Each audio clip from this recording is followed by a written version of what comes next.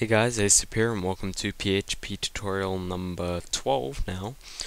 In this tutorial we're just going to be looking at arrays in PHP.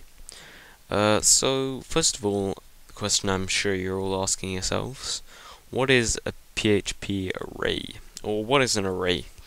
Because, arrays are pretty much the same in most programming languages, or scripting languages even.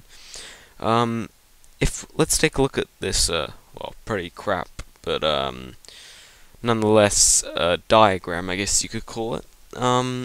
What we have in this case is the normal variables, normal type of variable we've been dealing with up till now, and that is, it's just the variable can only hold one value, so it's labeled as a normal variable. Whereas an array variable, which we have here, in fact it's a variable which contains an object, but for now we'll just call it an array variable. An array variable can hold more than one value. It can hold a lot of values. In fact, it can hold as many values as you want. I'm pretty sure there's a limit, but I forgot to look that up. I'm sorry, guys. There must be a limit because you can't go too far, can you? Or you'd crash the parser. But yeah, it can go pretty big, much bigger than you're gonna need probably. So no worries about that. Anyway, how do we make an array? Is I'm sure the next question you're asking yourselves. Well, it's really quite simple. All we have to do is declare a variable as usual. I'm just going to call this variable my array, and then say assign the value to it, or the keyword array, and then 2 parentheses. So this looks like a function, and it sort of is. We won't quite get on to, well, we won't talk about why it looks like a function until we look at classes in PHP. But yes, you are kind of right if you think it's a function. And we will, which we'll talk about later, well, in a couple of minutes, we can pass it values, okay? Now, to assign values into the array that we've created here, all we have to do is type the array name, like we've done here, and then type 2 square brackets, and say equals, and then whatever value. In this case I've chosen an integer value, but you can as easily use a string value like this, okay? And also, PHP arrays can hold both, I think, at least anyway, they can hold both string values and integer values in the same array, so that's pretty cool. You don't have to have separate arrays for different types like you do in C++, but yeah. So let's go back to where we had it just as one. Now we've put two values inside this array. So this array now holds 2 values. But how do we access to those values? Well, all we have to do is type the array name again, type the 2 square brackets, and in between the square bracket, we type the index of the element that we want to get to. Now, the index basically means when we have this array variable. Let's take a look at this diagram, I guess you could call it again. I'm just going to uncomment it so it gets a bit bigger. When we look at this again, basically the index is the position at which the variable is stored, okay? So for instance, this variable is index 3, okay, because it's the 3rd variable in the array. We'll talk more about indexes and how we can mess about with them later in this tutorial, but for now all we need to know is that the index is basically the number of at which point the variable comes in. So this comes 3rd in the array, so the index is 3. Now there's one problem with this.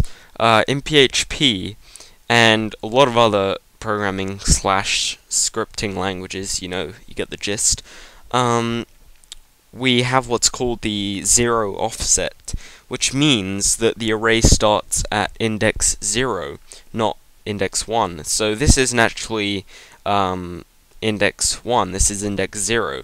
So I said this was index 3, I lied, it's actually index 2. It's index 3 to us, but because of the 0 offset, it goes 0, 1, 2, not 1, 2, 3, okay? So you always just have to remember that you have to minus 1 off the real life index. So when we're accessing this myArray0 index, what we are accessing is the first element in the myArray thingy, in the myArray array. Let me just comment this out quickly. Which should give us a value of 1, okay? And again, here we're accessing the second element because we have a 1 in there. Remember, we had to minus 1 off to get the PHP index because it's got that 0 offset again. So this value, outputting this, should give us 2, okay? Let's go ahead and open up Google Chrome. It's going to open up a ton of things because I've set it to do that. But we'll just, okay, there we go, localhost, and we'll go to the tutorials folder, and we can see output 1, 2 as expected. And just to demonstrate, these are the actual values. I'll change this to a string. Okay, and there's an example that those are the actual values we're accessing in the array, and that PHP array is going to hold both string and integer values. I'm sure, I haven't actually tried actually, I'm sure they can hold Boolean values as well. Let's just give this a try, we might as well. There you go, and because when PHP stores the value, the value that's actually behind, because true in PHP it's just a keyword, okay, the value that's actually behind true is a 1, and of course that's why it's outputting 1. If we put false, hopefully we'll get a 0. And oh, it just gives us nothing, it gives us null. Okay, so there you go. Okay, now I talked about how the array function, so to speak, can take arguments.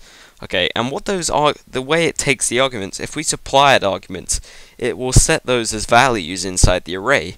So the way we're doing this here, we're having to type out a lot of code. I mean, we're having to type out, make the array, and then individually assign each element of the array. Okay, what if there was a way to do this in 1 line, not 3 lines? Well, there is, okay? All we have to do is supply the values as arguments into the array function, again, with the quotes around function, because it's not actually a function, but that's what we're going to call it. Okay? So here we're declaring our array myArray2, we're assigning it an array object as its value, and we're saying inside that array object put the values 3 in one of the indexes and 4 in one of the indexes.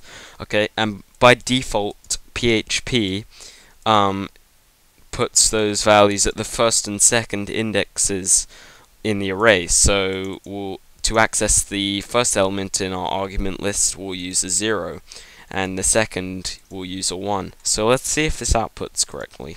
Again, we'll refresh, and 3 and 4 as expected. Okay, so we've learned how we can assign these values inside the argument list of the array function. Again, remember, I say function, but it's not actually a function. Well, it is a function. It's hard to explain. I won't explain it now. I'm not going to get any more into it. All I'm going to say is from now on I'm going to call it a function, but remember, it's not really a function, okay? So we've done this in 1 line when we could, we've done this 3 lines here when we could have just done it in 1 line like we've done here. And just so you know, if you put these values in here, it doesn't mean you can't add any more values in. You can still add values. That's why I've put you can still add. So we can still say, let's put an element at the 3rd index as 5. Okay, that will still work. I just haven't done it because I wanted to save lines. Okay. Now, so far we've been looking at accessing the array elements using numerical indexes or numerical